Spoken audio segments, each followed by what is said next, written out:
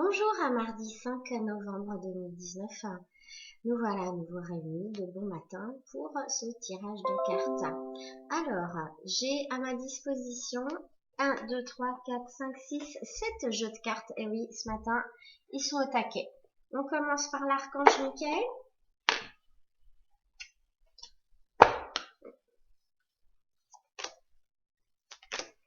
Alors, hop, j'ai 2 cartes pour vous. Travail d'énergie curative. Bon bah, oui.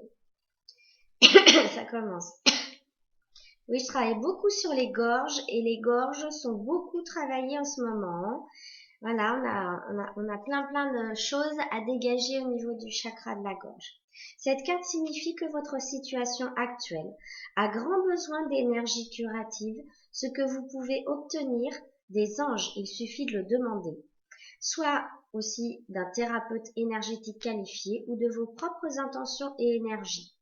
Prenez des mesures pour augmenter votre énergie, votre vitalité, par exemple en mangeant plus sainement et en faisant de l'exercice. Inscrivez-vous dans un cours de soins énergétiques, réservez une séance chez un thérapeute qualifié, ou encore le but de votre vie comprend un travail de guérison énergétique. On va faire la prière à l'archange Michael. Merci de m'envoyer de l'énergie curative pour mon plus grand bien et celui de mon entourage. Merci de me faire rencontrer des thérapeutes et enseignants pleins d'amour et d'intégrité. La deuxième carte, pardonnez-vous, vous n'avez rien fait de mal.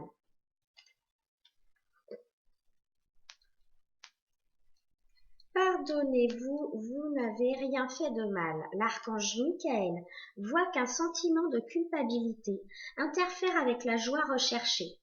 Vous regrettez quelques erreurs du passé, mais il est temps de lâcher prise, car ce sentiment est malsain et contre-productif. En vérité, vous n'avez rien fait de mal. Vous agissiez de votre mieux à ce moment-là. On peut aussi comprendre à travers cette carte qu'il faut penser à vous, parler de vous, avec amour. Cessez de ruminer le passé. Envoyez votre bénédiction à ceux qui vous irritent, car c'est un moyen d'arranger la situation et de vous guérir. Sachez qu'il vous est impossible de contrôler les pensées et les réactions d'autrui. Pourquoi pas rejoignez un groupe de soutien.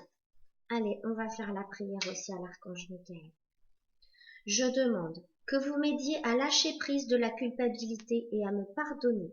Aidez-moi, je vous en prie, à libérer la peur et la colère toxiques envers les autres. Merci, archange Michael, de me permettre de rester centré et serein. Ok, le deuxième jeu, ce sont les cartes du bonheur d'Alexandre Ducas qui malheureusement ne sont plus éditées. La première, je ne sais pas si vous voyez très bien.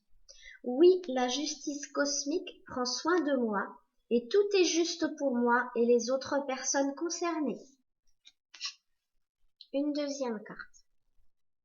Oui, j'aime et j'accepte mon corps comme il est aujourd'hui. Et la troisième. Oui, j'ai tout ce dont j'ai besoin ici et maintenant et je remercie la vie pour tout cela. Voilà le beau message ce matin. Alors, le jeu suivant, c'est je prends mon envol. Les cartes de l'accomplissement.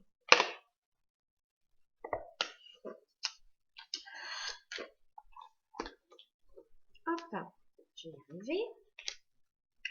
Faites le choix de la liberté. Apprenez à danser sur le fil d'équilibre qui permet de faire rimer sécurité avec liberté. Cultivez votre sécurité intérieure. Ayez confiance en vous et en la vie et vous serez libre en tout temps et en toute situation. Je vous lis la suite qu'il y a dans le petit livret. Nous percevons souvent la liberté en opposition à la sécurité, en oubliant qu'elles sont comme des sœurs jumelles qui représentent les deux faces d'une même médaille. D'une part, la sécurité vous offre les points d'ancrage nécessaires à votre envol. Elle est aussi utile que la bonbonne d'oxygène pour une personne qui gravit les montagnes. D'autre part, la liberté vous procure un sentiment de sécurité intérieure que rien ne peut remplacer. Elle vous permet d'être et d'agir selon vos valeurs et votre conscience. Il ne peut exister de vraie liberté sans un réel enracinement dans son histoire. Comme un arbre, les racines offrent la sécurité qui permet de pousser et de s'élever vers la liberté. Parfois, la ligne qui sépare la sécurité de la liberté est très mince. Le gardien de sécurité peut alors devenir le gardien de prison, si on y prend garde. Et le gardien de la liberté peut nous empêcher de construire une véritable relation par peur de l'attachement. Prenez conscience que vos blessures peuvent vous emprisonner dans une trop grande sécurité apparente, ou vous isoler dans une trop grande illusion de liberté. Misez plutôt sur votre capacité à danser sur le fil d'équilibre qui vous permettra de faire rimer sécurité avec liberté, pour qu'elles deviennent ainsi de véritables alliés et soutiennent votre évolution. Alimentez votre joie de vivre. La joie côtoie l'épreuve, l'accompagne et vous permet même de la transcender en vous offrant une forme de communion avec la vie. Permettez-lui de jaillir en vous et de vous soutenir dans les moments les plus difficiles. Et c'est très important de conserver la joie malgré tout.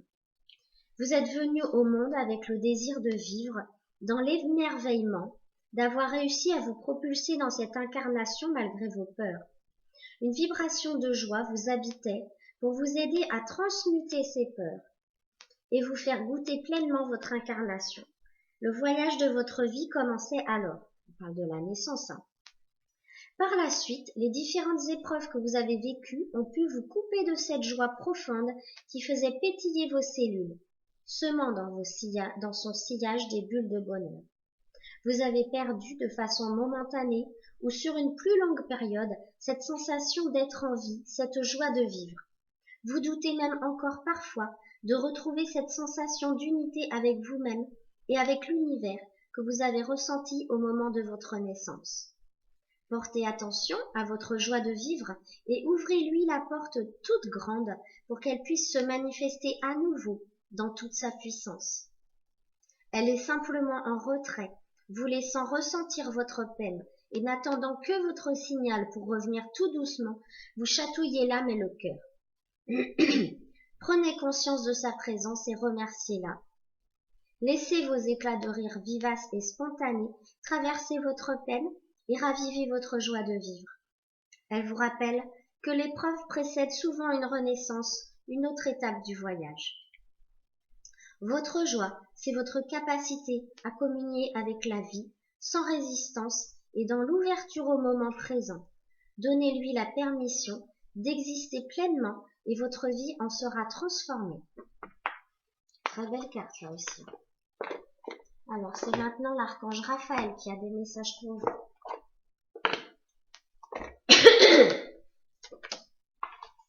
Il vous demande de déployer vos ailes, tel ce beau cheval, c'est Pégase, hein, c'est ça. Voilà, je cherchais tel Pégase.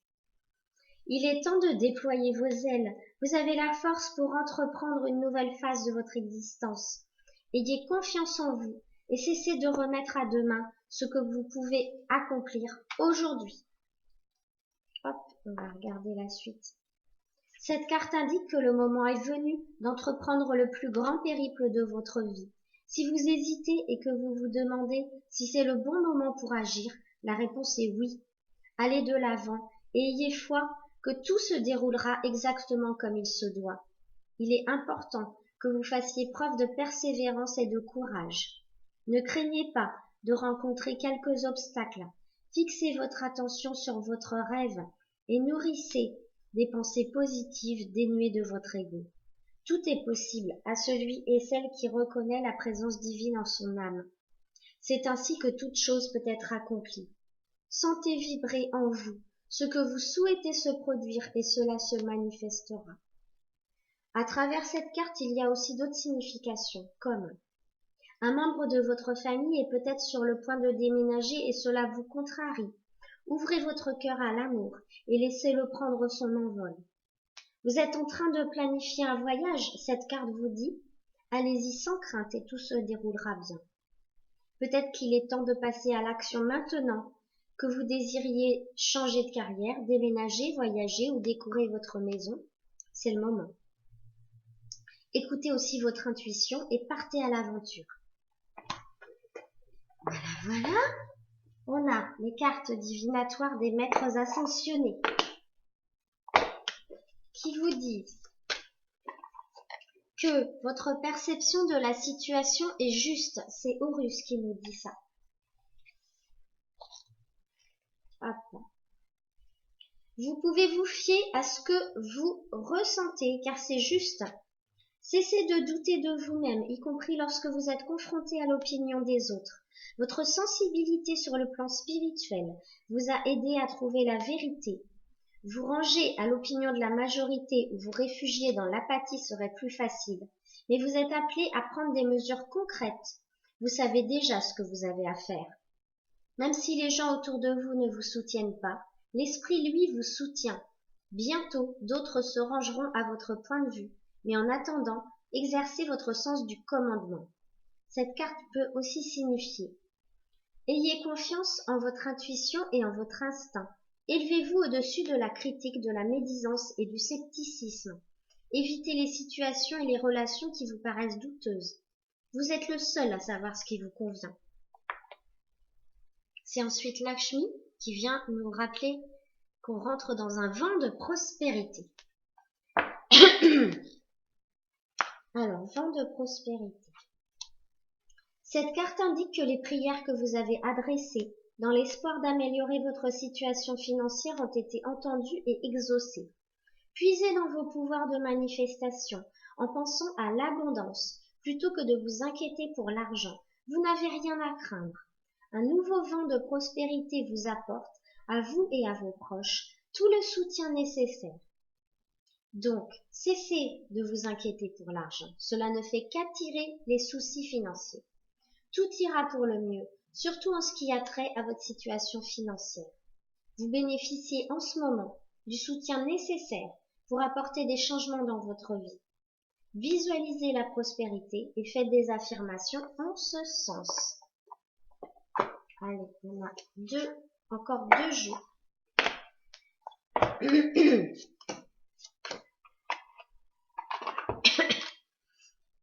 Les leçons de l'expérience, tirées du jeu Les cartes divinatoires des saints et des anges. Toujours de Doreen Virtue, la plupart du temps c'est ce que j'utilise. Alors, les leçons de l'expérience. Cette situation est pour vous une occasion de tirer quelques leçons importantes de la vie. Plutôt que de voir cette expérience comme un problème, dites-vous qu'elle est de nature à vous aider à apprendre et à grandir. Parmi les précieuses qualités que vous êtes en train d'acquérir, on compte la force, la patience, le pardon et la persévérance. Un peu comme l'ange dans l'illustration, qui tient entre les mains une colombe blanche et rayonnante. Vous avez là une occasion de briller avec encore plus d'intensité. Notez les aspects récurrents de cette situation. Y a-t-il des choses dont vous avez assez et que vous êtes prêt à abandonner? Lorsque vous aurez extrait le bienfait qui se trouve dans l'élément récurrent, celui-ci n'aura plus à se répéter. Vous aurez tiré la leçon nécessaire et pourrez vous libérer pour de bon. Votre ange gardien vous aidera à envisager la situation actuelle d'un œil plus positif, ainsi qu'à identifier les leçons à tirer de l'expérience, et à vous défaire sainement des habitudes indésirables. Vous n'avez qu'à demander à votre ange de vous aider sur ces questions, puis à porter attention à toute pensée ou émotion remplie d'amour qui vous guideront pour passer à l'action. La deuxième carte de ce jeu, c'est le sommeil. Hop, voyez-vous bien, voilà, cet ange qui essaye de trouver le sommeil. Alors, le sommeil. Examinez le thème du sommeil en réponse à votre question. Il y a de fortes chances que ce message vous dise de vous reposer davantage. Éliminez les activités superflues de votre horaire et profitez d'une bonne nuit de sommeil. Si des bouleversements émotionnels vous empêchent de dormir, remettez-les à Dieu et à vos anges. Vous pouvez aisément le faire en visualisant votre ange en train de tenir un seau, S-C-E-A-U. Déposez vos ennuis dans le seau et regardez les anges, les emporter au ciel, là où tout est résolu. Veillez à ce que l'endroit aussi où vous dormez soit propice à une bonne nuit de sommeil. Pensez à vérifier votre literie et qu'elle soit propre et hypoallergénique. Votre sensibilité accrue signifie que vous ne devez pas garder de produits chimiques ou allergènes dans votre chambre, qui doit également être sobre, calme et fraîche. L'air frais peut aussi vous aider. Ce message vous dit également de prendre plus de temps pour vous reposer pendant la journée, vous en faites trop. Cessez ou diminuez votre consommation d'excitants comme le café, le sucre, la nicotine et le chocolat. Prenez souvent des pauses pour méditer. Le simple fait de passer 2 minutes les yeux fermés à prendre de grandes respirations et à entretenir des pensées positives vous aidera. Le dernier jeu, ce sont les messages d'amour de Jésus.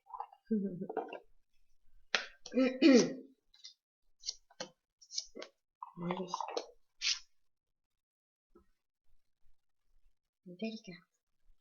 Ne vous inquiétez donc pas du lendemain, car le lendemain aura soin de lui-même.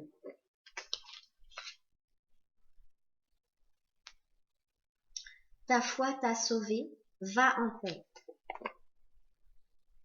Et enfin, à Dieu tout est possible. Voilà. J'ai envie de dire, on commence bien la semaine. Ah, je vous embrasse très fort. Je prends aussi des messages pour moi. Cette vidéo un peu plus longue que la dernière fois. Oui, mais vous avez vu tous les messages que vous avez reçus. Donc écoutez, je vous souhaite une très très bonne semaine et je vous embrasse fort. Je vous dis à bientôt. Au revoir.